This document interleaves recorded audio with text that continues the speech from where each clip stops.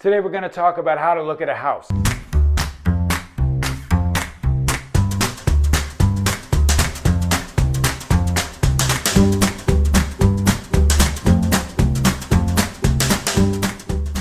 Hey, welcome back to 3-Minute House Review. And if you love walking through neighborhoods and looking at houses, a lot of times there's so many confusing aspects, it's hard to know what you're looking at. So I made a bunch of models today because I love models. Look behind me, I've got models. My whole life's full of models and sculptures and things, and architecture is kind of part of that.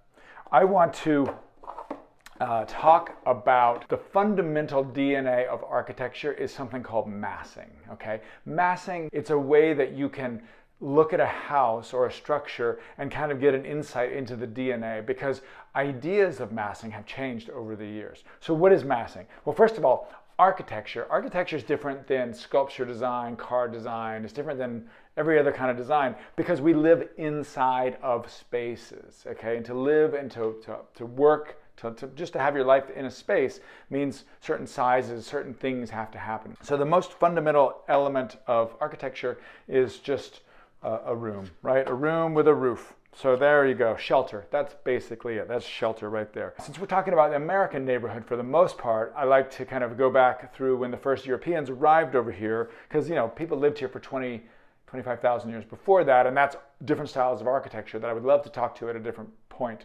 We see like the early settlers building either just shacks like one room or maybe a 2-room shack, and this kind of goes on to become what we call colonial, basically, because they were the colonies of the Europeans at the time. It started off very modest, and then of course they were added on to over years. Eventually you get to something called like a salt box colonial, which is massed like this. And maybe, had a roof here. Maybe this roof went all the way down in order to shed snow. The door would be on this side. But the massing was very symmetrical. A lot of times the entryway was right in the middle.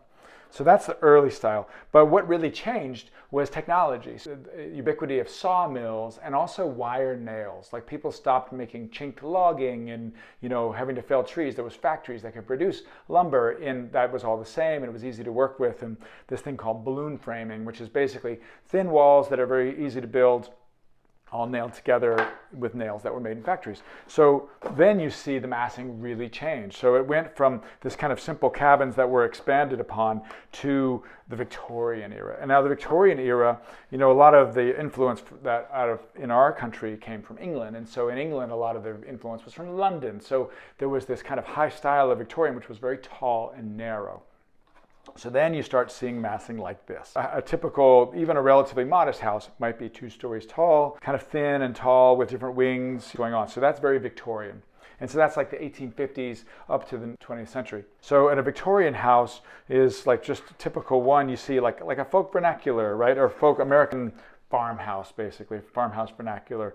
You might like have a porch and have maybe a couple bedrooms, maybe 3 bedrooms upstairs, 4 bedrooms. Let's put a roof on it. What else we got here? Let's put another roof, like so we have kind of a gable-ended roof, and then we have another ridge that goes off this way. Boom. So there's your typical American kind of farmhouse. So you get the idea. The massing is like things are on top of other things.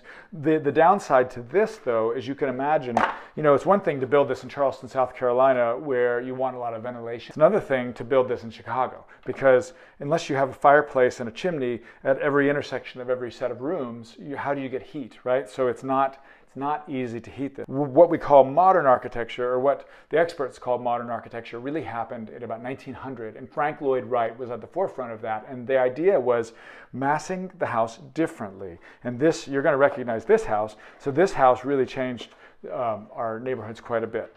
4 rooms by 4 rooms. Can you guess what the name of this house is called? That's right, American Foursquare. And the American Foursquare has a big advantage. First of all, it's easier to heat, right? If you're in Chicago, if you're in Nebraska, Idaho, any place, the Northeast, Northwest, Central, then you can have one big chimney and you can have fireplaces and heat kind of going into every room, right? You have the minimum amount of wall space basically for the amount of space. The other thing that was very popular about this was this coincided with the rise of the middle class and people, the middle class living in cities. So in a city lot that's 50 feet wide, this was a relatively big house, relatively easy to build and inexpensive, that could sit on a city lot and still be 2,000 square feet, right? Basically 900, it was like 30 by 30, so 900 square feet per floor, so that's 1,800, 2,000 square feet. So if you know about American Foursquare, let's see how to build a Foursquare. Well, it almost always had a porch, right, that went full width. And then a hipped roof. Let's put a hipped roof on it.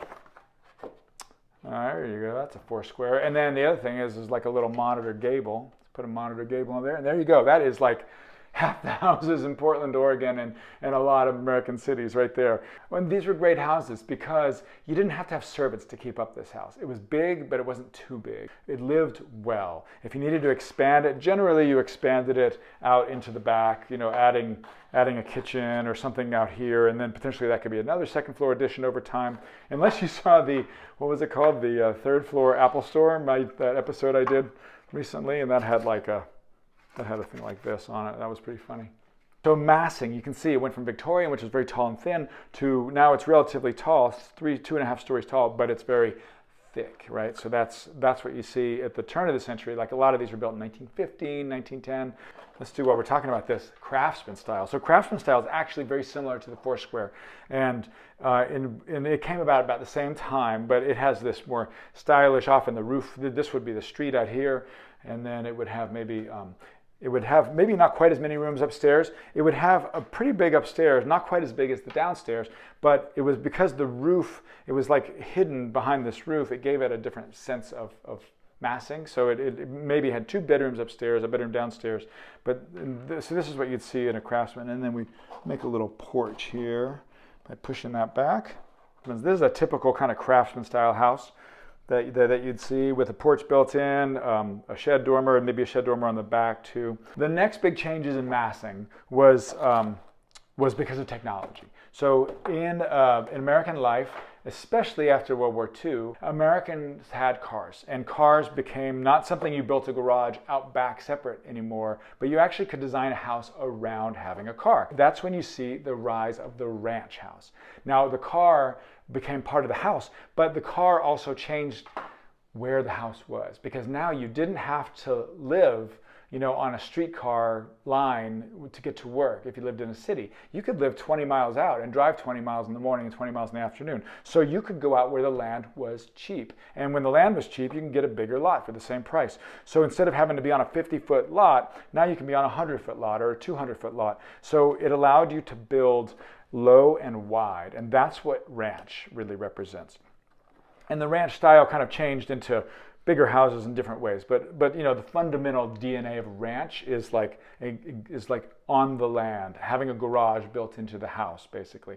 So you would see something like this. This might be a garage. This would be the entryway, kind of recessed behind I don't have a roof that fits this, but you can imagine a wide roof that goes all the way across. It continues down both ways. That's ranch style for you. Our architecture is difficult sometimes because we have a lot of different names for things. So I'm talking about massing today. Sometimes people talk about house by period, right? Victorian. Sometimes they talk about it by the style or the flourishes of something, if it's Italianate or it's craftsman.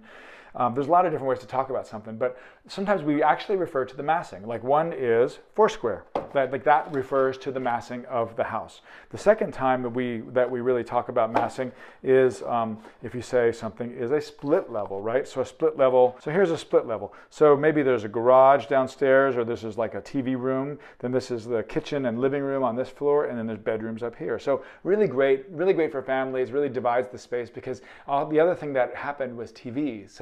And TVs were often put in this like downstairs area as opposed to the socializing living room. You know, that was something kind of set aside by a lot of people. So that describes a new type of life. But split level doesn't talk about the style. It often coincides with ranch, but it really talks about the massing. Then you end up with a bi-level ranch or a bi-level house, which is just straightforward that way. And that can coincide with Colonial revival or, you know, any other type of house, but it describes the massing. So that's massing for you. So it's kind of the fundamental element of how we organize our lives through architecture, right? Especially in houses, because we have certain constraints, and then there's certain fashions based on technology of what people want to do. So when you walk around a neighborhood, like the massing is actually one of the more important facets of how a house is built and how you read a house, basically. So this is the DNA. So if you like what I'm doing, I really appreciate that, and please keep watching. I love doing it. I'm glad that you enjoy it. If you watch this far, you must, and we'll see you next time. Thank you.